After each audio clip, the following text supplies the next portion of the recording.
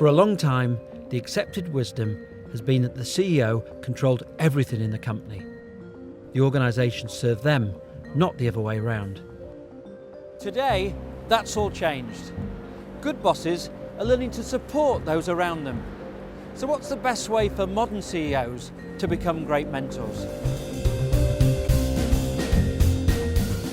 More and more businesses are recognising that the CEO's role has to evolve from being a dictator to being a mentor. And experts say that's because it's the best way to get results.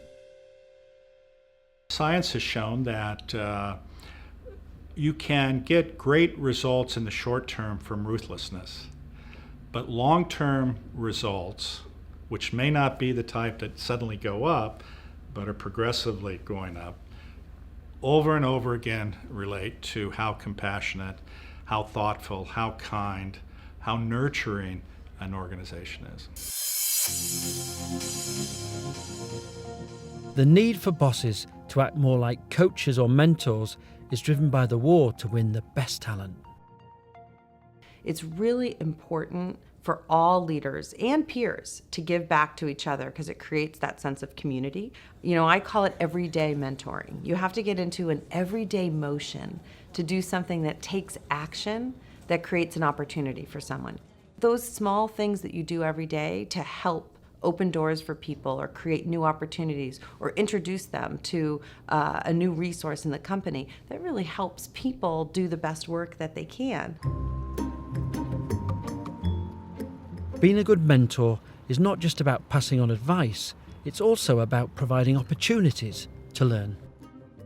It's also very clear when you think about teams. You want to start creating the feedback loops between the individuals of the team, creating the trust, and then maybe you need to step back and let them solve this exercise totally themselves and not get involved and all. And they might actually be very frustrated at you and say, hey, why are you not providing more leadership? Why are you not providing more clarity here?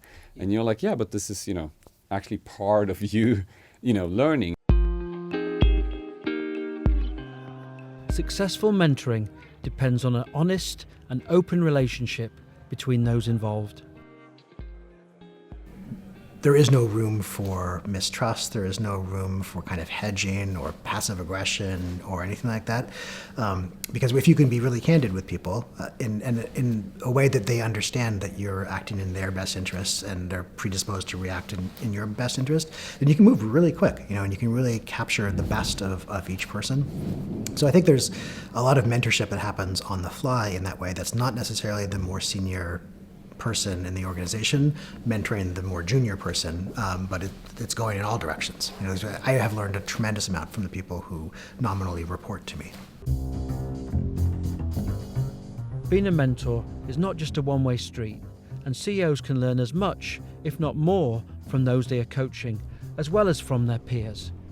You always want to kind of give back and kind of pass down the benefits that you had. And then selfishly, you also learn a lot because you're talking to new startups that have new ideas that are pushing boundaries in ways that you hadn't thought about. The worst thing you can do is get isolated in your own business, your own industry, with your own sort of pace of development and change and thinking.